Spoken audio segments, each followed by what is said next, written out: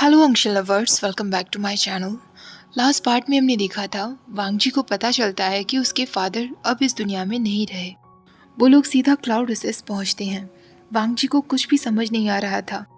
वो सीधा हानजी की तरफ जा रहा था, ये सोचकर कि शायद ये सब कुछ एक गलत फहमी होगी और उसके ब्रदर इस गलत फहमी को दूर कर देंगे। इससे पहले कि वो वहाँ पहुँच पाता, एक वुमन जिसने फुल हेड रिबन पहना हुआ था, जो उनकी एक आउटर डिसिपल थी, वो कहती है, हम गुंजन, थैंक गॉड आप यहाँ आ गए। वांगजी पूछता है क्या हुआ।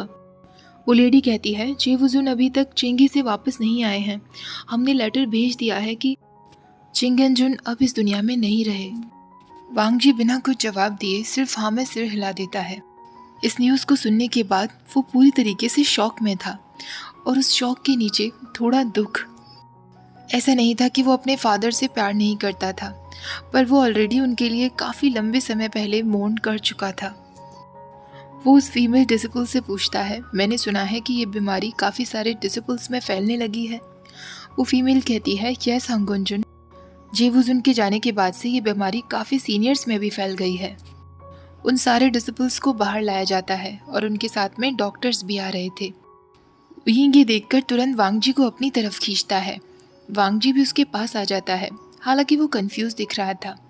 वियिंग अपने उस बैग में से एक मास्क निकालता है और वांगजी के मुंह पर बांध देता है। वो वांगजी से कहता है, मुझे नहीं पता कि इससे कितना प्रिवेंशन मिलेगा लंजा, पर मुझे प्रॉमिस करो कि तुम पूरे दिन आज इसे पहने रहोगे। वांगजी हाँ में सिर हिला देता है और उन लोगों के पास जाता है जो काफ़ी बीमार दिख रहे थे। वो डॉक्टर से क्लिनजिंग म्यूज़िक के बारे में भी पूछता है, तो डॉक्टर कहते हैं, हम ऑलरेडी काफ़ी सारे क्लिनजिंग म्यूज़िक्स ट्राई कर चुके हैं, पर ऐसा लग रहा है कि कोई असर नहीं दिखा रहा। हालांकि हमारी म्यूज़िक आपके या जेवुजुन की तरह स्किल्ड नहीं है। वांगजी कहता है, मैं प्ले करूँगा। तभी वो दूसरे डॉक्टर से पूछता है, मेरे अंकल कैसे हैं। डॉक्टर कहता है, उनकी कंडीशन पहले से इम्प्रूव हुई है, जो कि एक मिरेकल है। वांगजी अब वियिंग को लेकर पहले अपने अंकल को विजिट करने के लिए जाता है, जो अभी भी होश में नहीं आए थे। वांगजी उनके लिए म्यूज़िक प्ले करता है, स्पिरिचुअल एनर्जी देने की कोशिश करता है, पर वो होश में नहीं आ रहे थे। वांगजी को हताश देखकर वियिंग उसके शोल्डर्स पर हाथ रखते हुए कहता है, हम सब कुछ ठीक कर लेंगे लंजा। वांगजी अब बाकी सारे डिसिपल्स के लिए प्ले करने से पहले वियिंग को जिंगशी लेकर आता है। वो बार बार उससे खाना खाने के लिए और रेस्ट करने के लिए कहता है। वियिंग उसे कहता है, लंजा, मैं इतना भी कमज़ोर नहीं हूँ। पर वांगजी फाइनली उसे खाना खाने पर मना ही लेता है। उसके बाद वांगजी डिसिपल्स के लिए म्यूज़िक प्ले करने के लिए जाता है। जब तक वो दोनों शाम तक जिंगशी वापस लौटते हैं, वांगजी के हाथ बुरी तरीके से थक चुके थे। फिंगर्स में जगह जगह क्रैक भी पड़ गए थे। वियिंग तुरंत उसे देखकर उसके पास आकर कहता है, लंजा, तुम थके हुए लग रहे हो, यहीं बैठ जाओ, मैं तुम्हारे लिए चाय बनाकर लाता हूँ। वो उसे खींचते हुए बेड पर बिठा देता है। वियिंग चाय बनाकर लाता है। वांगजी को स्मेल से ही पता चल गया था कि ये बहुत कड़वी है, पर वो फिर भी पी लेता है। वियिंग उससे पूछता है, कैसी बनी है लंजा। मैं अक्सर कॉफ़ी पिया करता था, इसलिए मुझे टी बनाने का ज़्यादा आइडिया नहीं है। वांगजी कप खाली करते हुए कहता है, थैंक यू सो मच वियिंग, बहुत अच्छी बनी है। वियिंग कहता है, कोई बात नहीं लंजा, मैं इतना तो तुम्हारे लिए कर ही सकता हूँ। अब दोनों साथ में बैठे हुए थे, तभी वियिंग वांगजी से पूछता है, लंजा, जो म्यूज़िक तुमने प्ले किया, ये किस तरह काम करता है। वांगजी कहता है, क्या तुम भी सीखना चाहते हो वियिंग, मैं तुम्हें सिखा सकता हूँ। पर इस म्यूज़िक में पावर स्पिरिचुअल एनर्जी से आती है। वियिंग उससे कहता है, लंजा, मैं कुछ सोच रहा था, अगर मेरी माँ यहाँ से थी तो क्या तुम्हें लगता है मैं भी ये कर पाऊँगा। वांगजी कुछ टाइम तक सोचने के बाद कहता है, कल्टीवेटर्स को अपनी कोर बचपन से ही मिल जाती है, बड़े होते होते वो डेवलप होने लगती है, तो शायद ये डिफ़िकल्ट हो सकता है। मुझे नहीं पता कि इतना लेट जाकर किसी ने कभी कोर डेवलप की है या नहीं, पर अगर सच में तुम्हारे अंदर पोटेंशियल होगा तो ट्राई करने में कुछ बुराई नहीं है।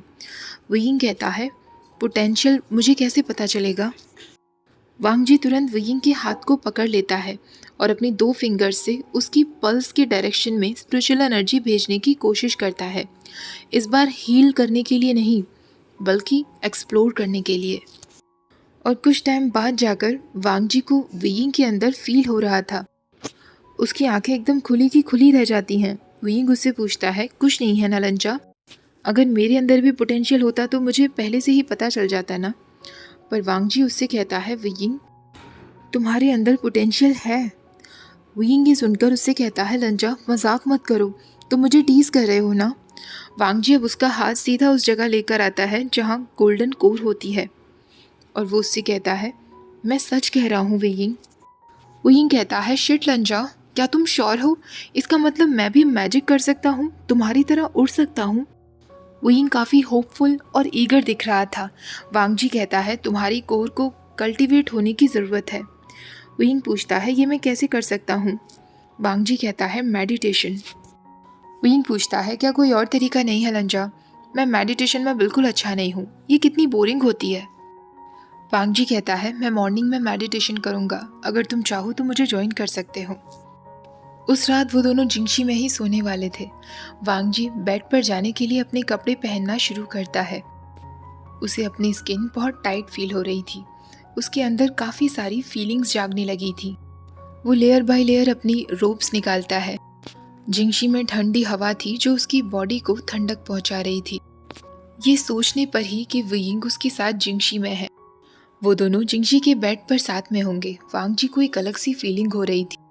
वैसे तो वो दोनों वियिंग के वर्ल्ड में या ब्रॉथल में बेड शेयर कर चुके थे, पर इस बार वियिंग वांग जी के बेड पर था। वियिंग जिंगशी में लगी हुई प्राइवेसी स्क्रीन से बाहर आता है। उसने अपने ट्राउजर्स पहने थे और रोब पहने हुए थे जो उसे काफ़ी लूज थे, उसके शोल्डर्स से उतर रहे थे। वांग जी उसकी तरफ हंग्रीली देख रहा था। हालांकि वो ये सब कुछ रोकना चाहता था, इस हंगर को कंट्रोल में कर लेना चाहता था। वो वियिंग को डराना नहीं चाहता था। वियिंग वांग जी को देखकर उससे कहता है, लंजा अगर तुम चाहो तो मैं नीचे सो जाता हूँ, हम दोनों को साथ में सोने की ज़रूरत नहीं है। वांग जी उससे कहता है, नहीं वियिंग, तुम बेड पर आ सकते हो। तभी वियिंग नर्वसली हंसते हुए कहता है, एक्चुअली लंजा, मू विलेज में मैंने जो भी कुछ कहा था वो सिर्फ इसलिए नहीं क्योंकि मैं उन लोगों से छुटकारा पाना चाहता था, या मैं बहुत शेमलेस हूँ।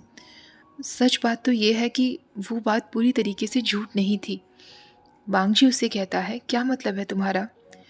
वियिंग कहता है, मैं सच में एक कट स्लीव हूँ लंजा, या फिर कट स्लीव की तरह ही हूँ। ऐसा नहीं है कि मुझे केवल मैन पसंद है, मुझे वुमन भी पसंद है। तुमने बायोसेक्सुअल के बारे में सुना है? खैर छोड़ो ये सब, मेरे कहने का मतलब ये है कि आई एम सॉरी लंजा, मैं नहीं चाहता कि तुम सोचो मैं तुम्हारा फ़ायदा उठा रहा हूँ। जब हम ट्रैवलिंग के वक्त एक दूसरे के साथ थे और हम साथ में बेड शेयर कर रहे थे, वो बात अलग थी क्योंकि हम ट्रैवलिंग कर रहे थे, पर अब हम तुम्हारे रूम में हैं। मैं नहीं चाहता कि लोग हम दोनों को लेकर गलत सोचें और मेरी वजह से तुम्हारी रेपुटेशन पर बात आए। वांग जी उससे कहता है, वियिंग मुझे कोई फ़र्क नहीं पड़ता। वियिंग कहता है, थैंक्स लंजा, एंड आई प्रॉमिस मैं तुम्हारे साथ कुछ गलत नहीं करूँगा। वांग जी हाँ में सिर हिला देता है क्योंकि वियिंग पर तो उसे विश्वास था, पर उसे खुद पर विश्वास नहीं हो पा रहा था। अपने अंदर के बीस्ट को उसने बहुत टाइम से कंट्रोल किए हुए था। वांग जी वियिंग से कहता है, मुझे पता है कि तुम कुछ नहीं करोगे वियिंग। वियिंग कहता है, all right लंजा, thank you so much, पर अगर तुम्हें अजीब लगे तो हम बेड शेयर नहीं करेंगे। वांग जी कहता है, हम ऑलरेडी एक बार बेड शेयर कर चुके हैं। वियिंग कहता है, पर ये तुम्हारा बेड है लंजा। वांग जी कहता है, मैं भी तुम्हारे ही बेड में सोया था वियिंग। वियिंग कहता है, फाइन, मैं सो जाता हूँ, बाद में मेरे पास रोते हुए मत आना अगर मैं तुम्हारा फ़ायदा उठाने की कोशिश करूँ तो। तुम ही हो जो मुझसे ज़िद कर रहे हो। वांग जी कहता है, ठीक है। वियिंग सीधा बेड पर आकर लेट जाता है। वांग जी की नज़र वियिंग की रिस्ट और उसके एंकल्स पर पड़ती है जो एक्सपोज हो रहे थे। वियिंग की नेक भी वांग जी को क्लियरली दिख रही थी। वांग जी रोल होते हुए वियिंग की साइड पर जाता है और ब्लैंकेट उसे उड़ा देता है जिससे उसकी हंग्री आइज़ के सामने वियिंग की बॉडी शो ना हो। वियिंग उससे कहता है, थैंक यू सो मच लंजा, तुम सच में मुझे बहुत बिगाड़ रहे हो। अगर तुम यही सब करते रहे तो मुझे तुम्हारी आदत पड़ जाएगी, तुम्हें फिर ज़िंदगी भर ऐसे ही करना पड़ेगा। वांग जी सिर्फ कह देता है। कुछ टाइम बाद वियिंग यॉर्निंग करते हुए कहता है, गुड नाइट लंजा। वांग जी भी उसे गुड नाइट विश करता है। रात में कब वियिंग पूरी तरीके से वांग जी के ऊपर आ गया था, वांग जी को खुद नहीं पता चला था। सुबह होते ही शिचैन जब क्लाउड रिसेस वापस आ गया था, वांग जी सीधा अपने ब्रदर से मिलने के लिए जाता है। शिचैन उससे कहता है, वांग जी थैंक गॉड तुम वापस आ गए। तुम कब वापस आए थे? वांग जी कहता है, कल ब्रदर। शिचैन नी मिंगजे की फ्यूनरल अटेंड करने के लिए गया हुआ था। वो वांग जी से कहता है, नी सेक्ट के लोग उन्हें बहुत पसंद करते थे। वांग जी कहता है, बिल्कुल आपकी तरह। शिचैन कहता है, हाँ, मैं और मैंग्याओ भी उसे बहुत पसंद करते थे। मैंग्याओ भी यहाँ पहुँचने वाला होगा। उसके बाद वांग जी वहीं के बारे में शिचैन को सब कुछ बता देता है और किस तरह वो सिल्वर बेल के थ्रू इस दुनिया में आ गया। कुछ टाइम बाद ही जिन गोंगवायो क्लाउड रिसेस पहुंच जाता है। वांग जी जिन गोंगवायो को ज़्यादा पसंद नहीं करता था, इसलिए वो जिंगशी में वापस आ जाता है।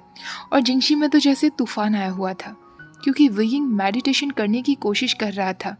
वियिंग वांग जी के पास आकर कहता है, लंजा तुम्हें विश्वास नहीं होगा, मैंने थोड़ी देर पहले मेडिटेशन किया और मुझे सच में कुछ फील हुआ मेरे एब्डोमेन के पास। वांग जी उससे सिर्फ कहता है तो वियिंग पाउटी फेस बनाते हुए कहता है, लंजा मैं इतनी मेहनत कर रहा हूँ, मैंने इतनी मेहनत से मेडिटेशन की और तुम मुझे सिर्फ कह रहे हो। वांग जी उसका बिना कोई जवाब दिए उससे कहता है, ब्रदर वापस आ गए हैं, मैं उनसे पूरी सिचुएशन के बारे में बात कर रहा था। वियिंग कहता है, ओह शिट सॉरी लंजा, मैं बिना अपनी बातों में भूल ही जाता हूँ। वांग जी कहता है, कोई बात नहीं, आज हम चारों साथ में मिलकर डिनर करने वाले हैं। वियिंग पूछता है, चारों कौन? वांग जी कहता है, जिन गोंगायो भी यहाँ आया हुआ है। वांग जी वियिंग को बता देता है कि जिन गोंगायो, जेवुजुन और नी मिंगजे तीनों सोहन ब्रदर्स थे। वियिंग कहता है, ठीक है मैं समझ गया। ये तो अच्छी बात है लंजा, तुम्हें खुश होना चाहिए कि तुम्हारे ब्रदर जिन गोंगायो को इतना मानते हैं। वांग जी कहता है, मुझे वो कुछ ठीक नहीं लगता, मैं चाहता हूँ कि तुम भी उससे दूर ही रहो, मुझे उस पर विश्वास नहीं। वियिंग कहता है, ठीक है लंजा, नोट कर लिया है, जिन गोंगायो से दूर ही रहना है। रात के समय वांग जी और वियिंग दोनों हानशी पहुंच जाते हैं, जहां शिचैन और जिन गोंगायो ऑलरेडी बैठे हुए थे। जिन गोंगायो वियिंग को देखकर कहता है, मुझे नहीं लगता कि मैंने पहले आपको कभी क्लाउड रिसेस में देखा है मास्टर, आप किस क्लैन से हैं? वियिंग कहता है, मैं किसी सेक्ट से नहीं हूँ मास्टर जिन, मैं एक अनाथ लड़का हूँ जिसकी मंजिल का कोई ठिकाना नहीं। जिन गोंगायो कहता है, ओह सुनकर दुख हुआ। दूसरी तरफ लान शिचैन कहता है, मास्टर वे, वांग जी के मुंह से आपके बारे में बहुत सुना था, फाइनली आपसे मिलकर बहुत खुशी हुई। वियिंग भी उन्हें ग्रीट करता है। चारों मिलकर डिनर करते हैं। वांग जी बार बार वियिंग को सर्व किए जा रहा था। वियिंग उससे कहता है, लंजा मैं इतना कुछ कैसे खा पाऊंगा? वांग जी कहता है, तुम अपनी कोर पर वर्क कर रहे हो ना, तुम्हें और स्ट्रेंथ की ज़रूरत है वियिंग, तो प्लीज़ अपने खाने पर ध्यान दो। ये देखकर जिन गोंगायो कहता है, लगता है आप दोनों काफ़ी क्लोज हैं मास्टर वे, आप हंगुनजुन से कैसे मिले? शिचैन और वांग जी दोनों के ही फेशियल एक्सप्रेशंस एकदम टाइट हो चुके थे, पर वियिंग कहता है, कोइंसिडेंस मास्टर जिन, लंजा और मैं एक ही जगह पर एक ही समय पर मौजूद थे, मुझे किसी चीज़ की ज़रूरत थी और उसने मेरी बहुत मदद की। तभी वांग जी कहता है, वियिंग ने भी मेरी बहुत मदद की है। वियिंग ये सुनकर मुस्कुराने लगता है।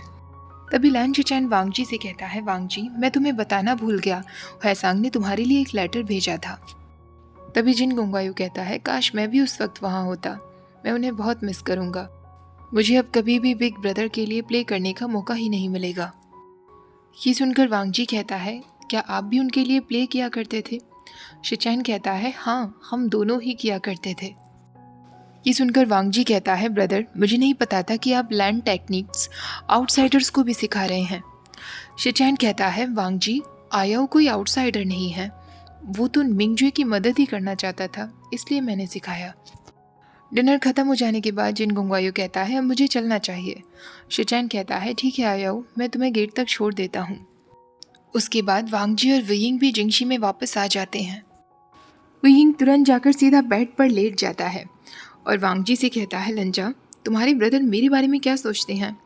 वांग जी कुछ नहीं कहता तो वियिंग कहता है, वो मुझे ज़्यादा पसंद नहीं करते ना। वांग जी कहता है, ब्रदर बस थोड़े से प्रोटेक्टिव हैं। वियिंग हंसते हुए कहता है, हाँ मैं समझ सकता हूँ, ये वैसे भी एक बिग ब्रदर की ड्यूटी होती है। वैसे हुएसांग के लेटर में क्या लिखा है?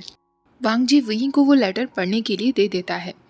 वियिंग ज़ोर से पढ़ते हुए कहता है, हंगुनजुन, दग्गा के आखिरी दिनों में आपकी अटेंडेंस ने मुझे बहुत सहारा दिया है, मैं आपको ठीक से थैंक्स भी नहीं कह पाया। उनके जाने के बाद मेरी लाइफ बहुत डिफ़िकल्ट और लोनली हो गई है। हर जगह बिल्कुल शांति हो गई है, वरना अक्सर रात के वक्त भी मैं म्यूज़िक सुना करता था और मेरी आँख खुल जाती थी। विंग ये पढ़ने के बाद कहता है कि तो बहुत स्ट्रेंज है। वांग जी कहता है क्या मतलब? विंग कहता है रात के वक्त कौन क्लिनजिंग म्यूज़िक प्ले करता होगा लंजा? लांची चैन और जिन गुंगायों के अलावा उनके लिए कोई भी म्यूज़िक नहीं प्ले करता था। वांग जी कहता है हाँ, म्यूज़िक कल्टीवेशन कोई कॉमन टैलेंट नहीं है। लैंड टेक्निक्स केवल लैंड सेक्ट के डिसिपल्स ही कर सकते हैं। विंग कहता है इसका मतलब तुम्हारे ब्रदर को छोड़कर केवल जिन गुंगायो ही ऐसा कर सकता है। वांग जी फिर से हाँ में सिर हिला देता है। विंग कहता है लंजा, अगर लैंड सेक्ट में एक ऐसा म्यूज़िक है जो किसी को हील कर सकता है, तो फिर क्या कोई ऐसा भी म्यूज़िक है जो हार्म पहुंचा सकता है? इस क्वेश्चन का जवाब वांग जी विंग को नहीं दे पाता। वो रात उन दोनों के लिए ही बहुत लंबी थी। वो रात उन दोनों के लिए ही नाइटमेयर से भरी हुई थी। विंग को हमेशा की तरह डरावने सपने आ रहे थे। दूसरी तरफ वांग जी को घबराहट हो रही थी कि कहीं विंग उसके पास से किसी दिन गायब ना हो जाए। सुबह होते ही वांग जी सबसे पहले विंग को उठाता है, जिससे वो दोनों साथ में मेडिटेशन कर सकें। विंग जो अभी भी बहुत गहरी नींद में था, वो उसे देखकर कहता है लंजा, अगर ये सपना नहीं है और तुम सच में मुझे इतनी सुबह सुबह उठा रहे हो, तो मैं तुमसे लड़ने वाला हूँ। प्लीज़ मुझे सोने दो लानर गग्गा। विंग फिर से सोने की कोशिश करता है, पर वांग जी उसका ब्लैंकेट हटा देता है। विंग उसे कहता है लंजा, ये गलत है। अगर मैं न्यूड सो रहा होता तो? तुम इतने मीन कैसे हो सकते हो? वांग जी उससे कहता है जल्दी से कपड़े पहन लो। विंग कपड़े पहनकर बैठ जाता है। उसके बाद वांग जी बेड पर आकर उसके बाल बनाने लगता है। विंग उससे कहता है थैंक यू सो मच लंजा। वांग जी धीरे धीरे अपनी फिंगर्स उसके बालों में फहरा रहा था। वांग जी उससे कहता है अब हम मेडिटेशन के लिए चलेंगे। विंग पूछता है पर कहाँ? वांग जी कहता है तुम्हें पता चल जाएगा। जब दोनों रेडी हो जाते हैं, वांग जी विंग को क्लाउड असेस में एक ऐसी जगह लेकर आता है जहाँ काफ़ी सारे पेड़ पौधे थे। विंग उससे कहता है तुम मुझे कहाँ ले जा रहे हो लानर गग्गा? क्या मुझे घबराना चाहिए? कहीं तुम मेरे साथ कुछ उल्टा सीधा करने की कोशिश ना करो। वांग जी हमेशा की तरह उसकी टीजिंग को इग्नोर करता है। हालांकि वो ऑलरेडी इमेजिन करने लगा था विंग को इसी तरह किसी ट्री पर पुश करके, और वो सब कुछ करके जो उसके दिमाग में आज तक चलता आया था। वांग जी को ख्यालों में खोया हुआ देखकर विंग उसे पूछता है तुम क्या सोचने में लग गए? अचानक से वांग जी के ईयर्स बहुत रेड हो जाते हैं। वो विंग से कहता है हम बस पहुंचने ही वाले हैं, थोड़ा इंतज़ार और करो। कुछ दूरी पर आगे जाने के बाद वो लोग एक माउंटेन पर आते हैं, जिसे देखकर विंग बहुत एक्साइटेड हो जाता है और वांग जी से कहता है वाओ लंजा, ये अमेजिंग है। मैंने कभी भी इस तरीके के माउंटेन्स पहले नहीं देखे। वांग जी वहीं पर एकदम ग्रेसफुली एक लोटस पोज में बैठ जाता है। विंग भी मुस्कुराकर उसके पास ही बैठ जाता है। वहाँ माउंटेन पर काफ़ी सारे रैबिट्स थे और विंग को पता चलता है कि वांग जी को रैबिट्स भी बहुत पसंद है। विंग एक रैबिट को अपनी गोद में उठाने की कोशिश करता है, पर वो रैबिट वहाँ से भाग जाता है। ये देखकर वांग जी अचानक हंसने लगता है तो विंग कहता है डोंट यू डेयर लंजा, मुझ पर हंस रहे हो? तुमने इन रैबिट्स को अपने काबू में कर लिया है, इसलिए ये मेरे पास नहीं आ रहे। अब तुम हो ही इतने क्यूट, तुम्हारे सामने ये मेरे पास क्यों आएंगे? ये सुनने के बाद वांग जी के ईयर्स एक बार फिर से रेड हो जाते हैं, पर वो टॉपिक को इग्नोर करते हुए विंग से कहता है क्या तुम मेडिटेशन कर पा रहे हो? विंग कहता है पता नहीं, मैं कोशिश तो कर रहा हूँ। वांग जी कहता है कोई बात नहीं, प्रैक्टिस के बाद सब कुछ सीख जाओगे। कुछ टाइम माउंटेन में बिताने के बाद वो दोनों वापस चिंगशी में आ जाते हैं। ब्रेकफास्ट कर लेने के बाद वांग जी विंग को अपनी क्लास में लेकर आता है, जहाँ काफ़ी सारे यंग डिसिपल्स थे। विंग मुंह बनाते हुए कहता है लंजा, क्या तुम चाहती हो कि मैं अब इन बेबीज़ के साथ लेसन्स लूँ? वांग जी कहता है लेसन्स के थ्रू तुम जल्दी सीख पाओगे विंग। वांग जी को पता था कि विंग के लिए इस क्लास को अटेंड कर पाना थोड़ा चैलेंजिंग टास्क तो होगा, पर यह उसकी मेडिटेशन के लिए काफ़ी ज़रूरी भी था। थोड़े टाइम बाद ही विंग कोई ना कोई हरकत करने लगता है। कभी पेपर फोल्ड करके इधर उधर फेंकने लगता है, बैठे बैठे वो थक जाता है तो कभी पैर फैलाकर बैठ जाता है, कभी पेपर मैन्स बनाने लगता है। वांग जी कोशिश कर रहा था उसे इग्नोर करने की, क्योंकि उसे पता था कि विंग के लिए भी ये बहुत टफ होगा। वांग जी जब अपने स्टूडेंट्स के बीच एक राउंड लगाने के लिए आता है, अचानक उसे फील होता है कि उसके बैग पर एक पेपर मैन था जिसने किसी पाउच बनाया हुआ था। ये देखते ही वो अपनी एक सॉलिड वॉइस में कहता है विभूषण, तुम बाकी डिसिपल्स को डिस्ट्रैक्ट कर रहे हो। विंग कहता है नहीं लंजा, तुम्हें गलत फहमी हुई है, मैं तो अपना काम कर रहा था। सारे डिसिपल्स उन लोगों की तरफ ही देखने लगते हैं, पर वांग जी के एक इशारा करते ही वो सब लोग फेक मेडिटेशन करने का बहाना करते हैं। क्लासेस खत्म हो जाने के बाद वांग जी और विंग दोनों लाइब्रेरी आते हैं। विंग उससे कहता है तुम्हें क्या लगता है लंजा, हमें यहाँ कुछ यूज़फुल मिलेगा? वांग जी कहता है अगर तुम्हारी थ्योरी करेक्ट है तो ये बेस्ट चांस है आंसर ढूंढने का। उसके बाद वो उसे लाइब्रेरी की सीक्रेट जगह भी लेकर पहुंच जाता है, जिसे देखने के बाद विंग कहता है लंजा ये जगह तो बहुत बड़ी है, क्या तुम ऐसे ही सारी बुक्स खोल खोल कर देखोगे कि हमें इविल कर्स सॉन्ग्स मिलेंगे या नहीं? वांग जी कहता है जैसा कि तुमने कहा था कि ये एक कर्स सॉन्ग हो सकता है, तो मैं म्यूज़िक रीड करने पर फोकस करूँगा। अगर सच में ऐसा कुछ होगा तो मैं तुरंत पहचान लूँगा और तुम टेक्स्ट को रीड करो। विंग कहता है ठीक है लंजा। उस डार्क अंडरग्राउंड रूम में टाइम कैसे निकल जाता है उन दोनों को पता ही नहीं चलता। काफ़ी लंबा समय हो चुका था ढूंढते ढूंढते, और फाइनली विंग को एक पेज नज़र आता है, पर ऐसा लग रहा था कि उस पेज को फाड़ा गया है। विंग उस बुक को जब चेक कर रहा था तभी उसकी नज़र एक और वर्ड पर पड़ती है जो लिखा हुआ था ड्वेल कल्टिवेशन। विंग पूछता है इसका मतलब क्या है? वांग जी कहता है ये एक ऐसी टेक्निक है जो कल्टिवेटर्स अपनी स्पिरिचुअल एनर्जी एक दूसरे को देने के लिए यूज़ करते हैं, जिससे उनकी कल्टिवेशन इंक्रीज हो सके। विंग पूछता है जैसा कि तुमने मेरे साथ किया था जब मुझे हील कर रहे थे? वांग जी तुरंत उससे कहता है नहीं, और उसकी ईयर्स रेड हो जाती हैं। वो विंग से कहता है ड्वेल कल्टिवेशन केवल पार्टनर्स के बीच होती है, जिसमें वो अपनी यिंग और यांग एनर्जी शेयर करते हैं। विंग पूछता है इसका मतलब मैरिड पार्टनर्स के बीच में? लंजा तुम कह रहे हो कि पार्टनर्स एक दूसरे को अपनी स्पिरिचुअल एनर्जी दे सकते हैं, और यहाँ तुम मुझे इतने टाइम से मेडिटेशन करवाए जा रहे हो? और गगा ये गलत है। एक बार फिर उसकी टीजिंग को सुनकर वांग जी वार्निंग वॉइस में उसका नाम लेता है विंग। विंग कहता है सॉरी लंजा, मैं बस मजाक कर रहा था। वो फिर से बुक को देखने लग जाता है। वांग जी भी अपना ध्यान विंग की एक्सपोज्ड नेक से हटा लेता है। बुक में जो पेज फटा मिला था उसके पास ही विंग को उसके बारे में एक टेक्स्ट मिलता है, जिसमें साफ लिखा हुआ था कि इस सॉन्ग को अगर केयरलेसली प्ले किया गया तो इसका असर बिल्कुल उल्टा हो सकता है। इसको गलत तरीके से प्ले करने पर सामने वाले की मौत तक हो सकती है। उसे देखने के बाद विंग कहता है दैट्स इट लंजा, शायद हम यही ढूंढ रहे हैं। क्या मंदिर में भी इसी सॉन्ग को प्ले किया गया होगा जिस वजह से वहाँ मौजूद सब लोगों की मौत हो गई? उस लड़के आलिन को इसलिए कुछ नहीं हुआ होगा क्योंकि वो ना सुन सकता है और ना बोल सकता है लंजा। उसके बाद वो दोनों सीधा लैन शिचैन के पास आते हैं और उसे उस सॉन्ग के बारे में बताते हैं। वांग जी उसे मिसिंग पेजेस के बारे में भी बताता है। शिचैन कहता है वांग जी अगर तुम सही हो तो मैं इस बारे में एल्डर से बातें करता हूँ। अब जब हमें बीमारी का कारण पता चल चुका है तो शायद हम इसे ठीक करने की रेमेडी भी ढूंढ सकते हैं। वांग जी कहता है ब्रदर एक और बात है जो मैं आपसे कहना चाहता हूँ। जिसने भी ये किया है उसे लाइब्रेरी के सीक्रेट रूम के बारे में पता है और वहाँ कैसे जाना है ये भी। विंग कहता है वेट, इसका मतलब ये कोई लैंड डिसिपल में से ही हो सकता है? वांग जी कहता है ज़रूरी नहीं कि वो कोई डिसिपल हो, क्योंकि लाइब्रेरी के सीक्रेट रूम के बारे में किसी और को भी पता है। शिचैन समझ जाता है कि वांग जी किसका नाम लेना चाह रहा है। वो वांग जी से कहता है वांग जी वो ऐसा नहीं करेगा। विंग कहता है जेवुजुन हो सकता है आप जो कह रहे हैं वो सच है, पर जिन गोंगायो के अलावा और किसी के पास क्लाउड रिसेस का एक्सेस नहीं है, जिस वजह से वही सस्पेक्ट माना जाता है। और आपने खुद कहा कि वो म्यूजिक प्ले करने में भी बहुत अच्छा है। तभी वांग जी कहता है ब्रदर मैं कोही टावर जाकर जिन गोंगायो से क्वेश्चंस करना चाहता हूँ। शिचैन कहता है ठीक है वांग जी, पर मुझे अभी भी नहीं लगता कि उसने कुछ भी किया है, वो इनोसेंट है।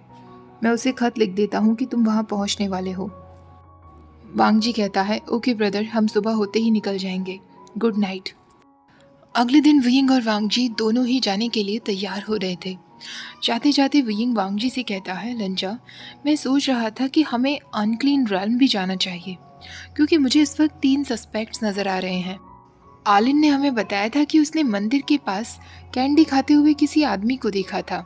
एक सस्पेक्ट तो वो मुझे लग रहा है, दूसरा जिन गोंगायो, और तीसरा सस्पेक्ट खुद मुझे नी हुएसांग लग रहा है। आई नो ये बात थोड़ी अजीब है, कोई अपने खुद के ही भाई को क्यों हर्ट करेगा?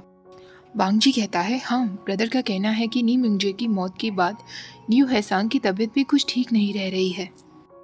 विंग कहता है एग्जैक्टली लंजा, मुझे उसका मोटिव कुछ और लगता है। ऐसा लगता है कि जानबूझ के उसने अपने लेटर में उस म्यूज़िक का जिक्र किया था, जो मुझे काफ़ी ऑड लगा। वांगजी कहता है मेरे पास भी कुछ क्वेश्चंस हैं। मैं जब नी मिंगजे के रूम में गया था, मैंने उनके ज्वेलरीज के साथ साथ एक हैंकरचीफ रखा हुआ देखा था, जिस पर क्लियरली जिन डिज़ाइन बनी थी, जैसे कि जानबूझकर उस हैंकी को वहाँ रखा गया हो जिससे मुझे शक हो जाए। विंग कहता है ह्वेसांग किस तरीके का है? क्या वो इस तरीके का लगता है जो अपने भाई के थ्रोन को पाने के लिए कुछ भी करे, उनकी जान भी ले ले? वांगजी हेजिटेट करते हुए कहता है नहीं, जिस नी ह्वेसांग को क्लाउड एसेस के गेस्ट प्रिंसिपल लेक्चर्स के बाद से मैं जानता हूँ, वो कभी भी कल्टिवेशन में या सेक लीडर बनने में इंटरेस्टेड नहीं था। विंग कहता है अब तो क्यूरियोसिटी और बढ़ती जा रही है लंजा, शायद इन्वेस्टिगेशन के बाद ही अब कुछ पता चलेगा। वो दोनों सही टाउन के लिए निकल जाते हैं। कुछ दूरी पर चलते चलते विंग वांगजी से कहता है लंजा, मैं कुछ सोच रहा था, तुम्हें मेरी दुनिया में किसी ने भेजा था ना, और लगता है जिसने भी ये सब किया था वो तुम्हें रास्ते से हटाना चाहता था। वांगजी कहता है हाँ। विंग कहता है तो क्या ये सारी बातें इस ची सॉन्ग से रिलेटेड हो सकती हैं? अगर हमें ये पता चल जाए कि तुम्हें मेरी दुनिया में भेजने वाला कौन था, तो शायद हमें ये भी पता चल जाए कि ये सबके पीछे एग्जैक्टली है कौन। उसके लिए हमें पहले शायद बाओशिन सैरिन के पास जाना चाहिए। वांगजी को भी विंग का आइडिया पसंद आता है। रास्ते में कुछ आगे जाने के बाद विंग पाउच बनाते हुए वांगजी से कहता है लंजा, देखो वहाँ एक इन है, चलो कुछ खाने के लिए चलते हैं, मुझे बहुत भूख लगी है और मैं थोड़ा आराम भी करना चाहता हूँ। वो वांगजी का हाथ पकड़ के उसे तुरंत खींचते हुए ले जाता है। इनकीपर उन दोनों से पूछती है एक रूम या 2 रूम? वांगजी 2 कहने वाला होता है, पर तभी विंग कह देता है 1। दोनों एक दूसरे की तरफ देखते हैं। अचानक विंग कहता है ओह सॉरी, मेरा मतलब है 2 रूम्स, पर इस बार वांगजी कह देता है 1 रूम। इनकीपर कंफ्यूज्ड होते हुए कहती है एक काम करिए, आप लोग पहले कुछ खा लीजिए, उसके बाद सोच लेना कि आपको 1 रूम चाहिए या 2 रूम। वांगजी कहता है ठीक है, डिनर और वाइन। वेटर उन दोनों को डिनर के साथ साथ 2 बॉटल ऑफ वाइन भी सर्व करता है। वाइन देखकर विंग कहता है थैंक यू सो मच लंजा, तुम बेस्ट हो। इतनी लंबी जर्नी के बाद वाइन पी लेने का तो मज़ा ही अलग है। वाइन पी लेने के बाद विंग थोड़ा सा नशे में हो गया था। वांगजी को आखिरकार 1 रूम ही लेना पड़ता है। वो विंग को संभालते हुए रूम में लेकर आता है। वो विंग को बेड पर लिटाकर उससे कहता है तुम यहीं सो जाओ, मैं फ्लोर पर सो जाऊंगा। तभी विंग उसका हाथ पकड़ते हुए कहता है लंजा, तुमने रूम के लिए पे किया है ना, तो तुम ऑब्वियसली बेड पर सो, मैं फ्लोर पे सो जाऊंगा। वांगजी कहता है जस्ट बिकॉज मैंने रूम के लिए पे किया है इसका मतलब ये नहीं है कि मैं डिसाइड करूंगा कौन बेड पर सोएगा। विंग कहता है सच में लंजा, तुम इस दुनिया के सबसे ज्यादा जिद्दी इंसान हो। वांगजी उसका कोई जवाब नहीं देता, बल्कि वो फ्लोर पर जाकर चेस्ट पर अपने दोनों हाथ रख लेता है और आंखें बंद कर लेता है, जैसे वो दिखाना चाह रहा हो कि वो सो चुका है। कुछ टाइम बाद वांगजी को विंग के रोब्स की आवाज़ सुनाई देती है। वांगजी सोचने लगता है कि शायद विंग बेड पर सो चुका होगा, पर थोड़ी ही देर बाद उसके ऊपर विंग के रोब्स आकर गिरते हैं। वांगजी बिल्कुल सरप्राइज रह जाता है। वो देखता है कि विंग केवल अपने ट्राउजर्स में था और बेड पर बैठकर उसकी तरफ मुस्कुरा रहा था। वो अपनी विकेड आइज से उसकी तरफ देखते हुए कहता है ये ट्रिक्स मुझ पर काम नहीं करने वाली है लंजा, तुम भूल गए हो, मैं बहुत ज़्यादा जिद्दी हूँ। विंग इस बार अपनी बेल्ट उसकी तरफ फेंकता है। वांगजी को विश्वास नहीं हो रहा था, इस तरीके की हरकत उसके साथ पहले कभी किसी ने नहीं की थी, ये बहुत चाइल्डिश थी। वांगजी अपनी स्पिरिचुअल एनर्जी का इस्तेमाल करके वो रोब्स वापस से विंग की तरफ ही फेंक देता है। विंग के देखकर कहता है ओ लंजा, तो तुम मेरे साथ ये गेम खेलना चाहते हो? आई होप तुम रेडी हो, क्योंकि मैं पिलो फाइट में चैंपियन रह चुका हूँ। वांगजी उससे कहता है ये पिलो फाइट नहीं है, रोब्स है, पर मेरे लिए ऑनर की बात होगी तुम्हारा टाइटल लेने में। उसके बाद उन दोनों में पिलो फाइट यानी कि रोब्स फाइट शुरू हो जाती है। ओके गाइस, आज का पार्ट यहीं खत्म करते हैं। वीडियो अच्छी लगी है तो प्लीज़ वीडियो को लाइक, शेयर और चैनल को सब्सक्राइब करना मत भूलिएगा। Thank you for watching, bye bye.